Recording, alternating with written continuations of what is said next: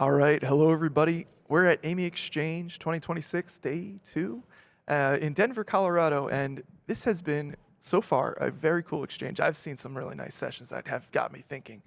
There was one session, Chase, that kind of left me shook, where I said, wow, I haven't thought about this. I'm from New York. I'm an urban boy.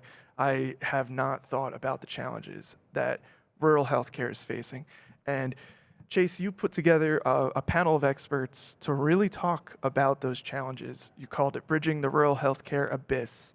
And that name alone, really, it sounds like an abyss. It sounds incredibly difficult to navigate, to bridge. So let's talk a little bit about that. But first things first, Chase, who are you and what's your show?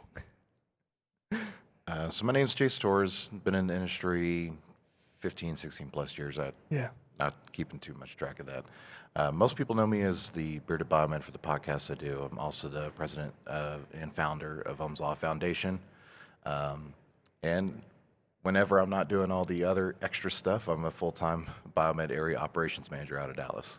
Fantastic. And Chase is a really good example of the resilience that we see in a lot of the HTM community, which is you guys aren't just clocking your hours and clocking out. No, you're fixers. You identify a problem even outside of work and you're working to fix it or bring attention to it. So this session was a really good example of that. It made me think about things that I personally have not really encountered before. And I'm hoping that our conversation today will give people at least a sample of that hour-long panel that you were able to put together. So what's going on in rural healthcare? Why does it sound like it's an abyss? So it's been a trial even before I've entered the field. The numbers show that just numerous amounts of rural healthcare facilities, critical access care, are closing at an almost exacerbated rate since Yeah. 2010. Even today, there's all kinds of numbers out there. Um, More let's than see. 400 facilities was the last, I saw a report not too long ago. More than 400 facilities have closed within the last 3 years. Yeah, and they Unbelievable. they estimate, that and maybe even more are teetering the line currently Yeah. financially. Either they're tiptoeing the line or they are operating in the red currently. And there's a mixed bag of a lot of reasons why that is. But if you aren't a part of that community or if you don't see it on day to day, it can kind of pass by and you're not aware of it. Yeah. So that was kind of the precipice of the discussion that me and Al had put together of, hey, let's generally try to inform somebody that doesn't know what's going on and just kind of bring clarity to it. Yeah, I'm hoping you can educate me a little. Like I mentioned, I'm a New Yorker, so when I think of hospital systems, I think of a lot of devices and a lot of beds and a lot of moving parts and people needing to collaborate, but it's really within their own contained community here. The rural health hospitals that you were talking about during this panel sounded very small. So what are we talking? What are the sizes here? So there is a kind of a healthy mix of size. Mhm. I'll just use some of my sites that I currently care for as an example. We have some that are 500 devices deep, and then we have some that are less than 100, Yeah, yeah. maybe a 10-bed hospital. But that is the closest amount of care that anybody is going to get within several hours. And it's not just hospitals, clinics, it's also oncology and cancer centers. From, we had Ryan and also Sean talk about that a little bit heavier as well. Think of all the different types of care that you can get in the general, metroplexes across the country. Well, those services still have to be provided too, but they can be segmented or very much minuscule in size, but it doesn't take away from the importance of having those in those communities. Yeah. And I should mention it for the perspective of those folks. It was Sean Perkins from New Mexico Cancer Yes. Center. He had some really incredible, I guess, perspectives on what's going on over there. Alan Moretti from Radiology Oncology Systems. And the last, Ryan Sabelli. Ryan Sabelli, there he is, the Native Imaging Services. And it, I loved the nature of this panel too, because it also allowed you to focus on different services that are kind of under that HTM umbrella or the health IT umbrella, and they're all experiencing this very similar troubles and challenges in this environment. The one big takeaway that I ran into was that things that in a larger hospital system would be an inconvenience and still problematic, something that might delay healthcare for a patient, might mean no access to healthcare for a patient in a rural area. It's not an inconvenience anymore. It's an actual major access problem. Can you Yeah, tell me like some examples of that?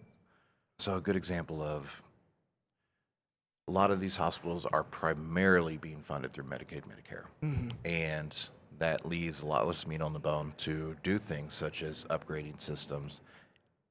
It could be a whole nother discussion about cybersecurity as well. A lot of these places, they can't afford the integration, the implementation of that.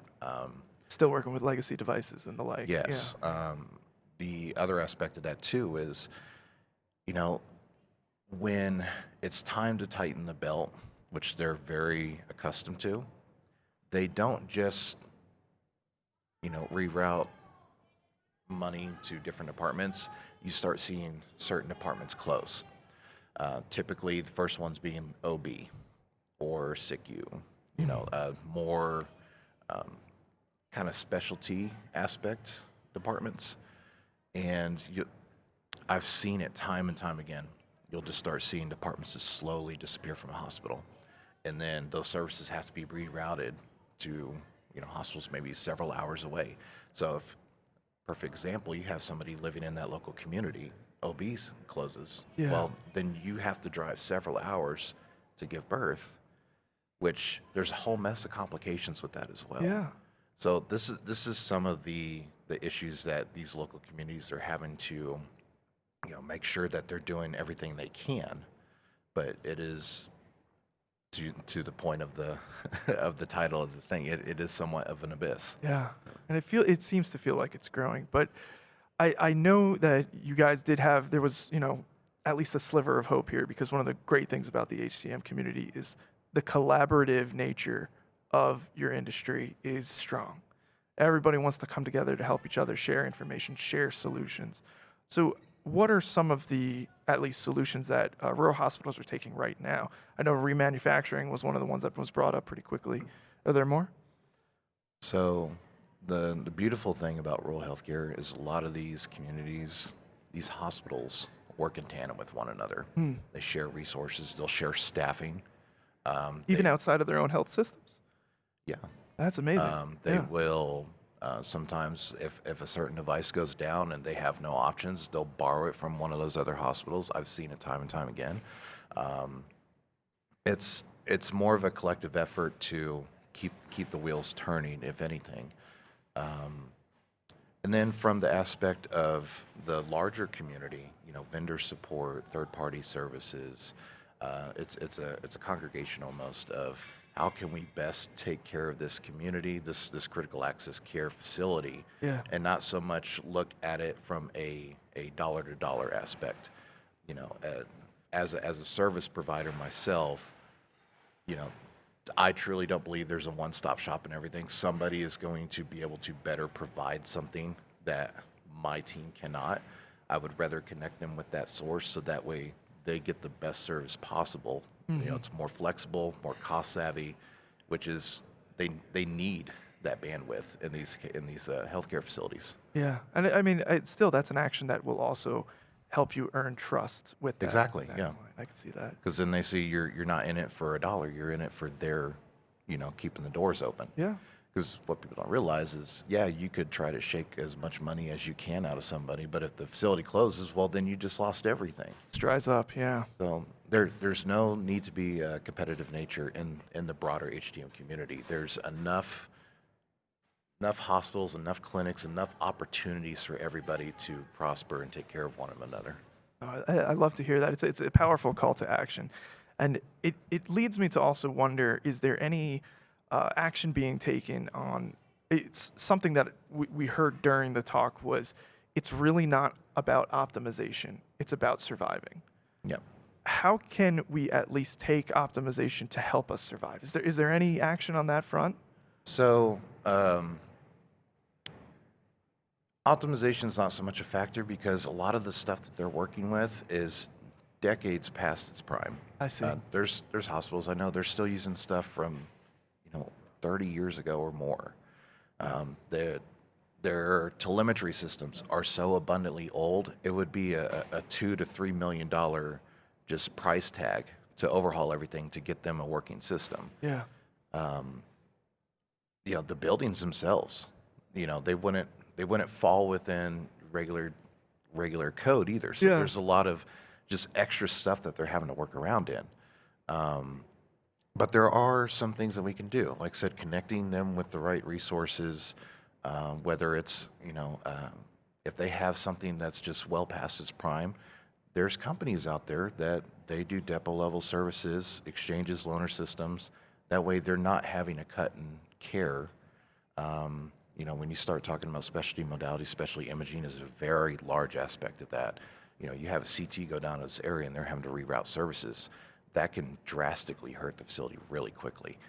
So being able to have certain partnerships in place to, get their items up and running as soon as possible is critical. I do think there is a bit of what we can do with. I sat in. I'm gonna give a quick shout out to a session I sat in. Please. The ladies at the Mayo Clinic put on about utilizing data sets and data tables through Tableau and Arthrex and stuff to Okay. basically provide information to make more economically feasible decisions from C-suite.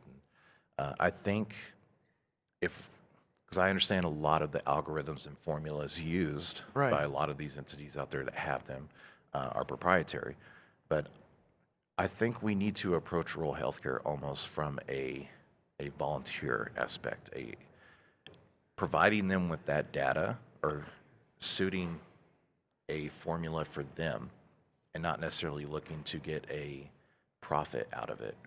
I think having those data sets, the information of where money's being pulling, how to best maximize budgets, cost service ratio. There's a lot of stuff that they could work with that they probably maybe don't have access to, especially when you're tying it into a CMMS, which a lot of these hospitals don't have internally as well. So they have to rely on a third party that has their External services. CMS, yeah. I cannot tell you how many times I've walked into a hospital that they've requested services and they were tracking stuff on Excel spreadsheet. Yeah. Bad data in is bad data out. So there's a lot we can do from a data aspect. Just to provide them the tools to Exactly. help themselves. Yes. Right. Yeah. It's an important. It goes back to the whole thing. Biomeds are HTM community. You're fixers, and you want to fix it for yourself, and you want to improve the system on a fundamental level so you don't encounter the same problems in the future. And as a biomed too, there's things that we can do intrinsically that we would think of that maybe they want to have. So a lot of these devices, again, they're aging, they're past their prime. And usually when that happens, especially if a department closes, okay, well, how can we best reallocate these medical devices to other departments to beef up their services? It's obviously, it's sad that certain departments had to close, but Yeah. instead of those devices sitting in a closet or just catching dust, how can we use those to help buffer and kind of give a little bit more flexibility to other departments to make sure more departments don't close? So there's collaboration and learning opportunities here as well Yeah. from all these challenges. Because clinicians have their plates full already. But how No kidding. utilizing, I know this monitor has this capability, it can be best utilized here. And again, if something goes down, you don't have to fret or immediately, because a lot of these hospitals too, a lot of the contracts and kind of services that I've built out for them, they can't afford to have a full-time biomed on site every day. I see. And a lot of them with the drives just to get out to them, because my team comes from a metroplex. Sometimes a T&M basis approach can have sticker shock to it. So at least from my aspect, I felt that creating a block of labor, a cap labor agreement almost, gives them more flexibility, but also gives them presence on a weekly basis, whether 1, 2, 3-day visits, and kind of helps, one, cut down on repair time because, we want our equipment up and running as much as possible. Yeah. But again, being creative with what you can put together to maximize their dollar is what rural healthcare is with the survivability. Something that you had mentioned during the chat that also got my attention was one of those creative solutions. You were talking about remote remote training opportunities or remote learning. Tell me a little bit more about that. How can that help? So one thing I love about biomeds will understand this. Like you go in the hospital, there'll be a tag saying it's broken, but nobody knows who put it on. It's middle It of the just night. says broken. Yeah. These folks that work in rural healthcare, they are ones that are completely comfortable with trying to dive into the equipment, work on it themselves, and then reach out. Which, we still have our jobs aren't going anywhere, but that willingness and that I'm going to age myself gumption to be willing to get Great into word. it. Don't be. I all the time. If I can save a facility money instead of dispatching a technician out there, and then having them pull up on a call or walk them through something Yeah. and have them do basic troubleshooting, you're immediately creating value. You're also implementing somewhat of a teaching format to where if they see it again, they already know what to do. Which again will cut down time and having to deal with placing work orders, things of that nature. Just like remote medicine with doctors have implemented this for several years now. Oh, for sure. Yeah. There is a value to it from a biomed standpoint, absolutely, to not only just save the customer, the client, and healthcare facilities money. It's building kind of an intrinsic bond to where I got you at any point in time of the day, Yeah. and it kind of builds a kind of a special relationship that way too. Oh, for sure. I'll give you an anecdote here, and it's not even out of the biomed world, but I recently bought a house with my wife, and it's a fairly old house, and I've got to say the wiring, the electrical wiring, and it definitely needs an upgrade. So when we had an outage recently, I reached out to the folks who had their, the electrician name on the fuse box.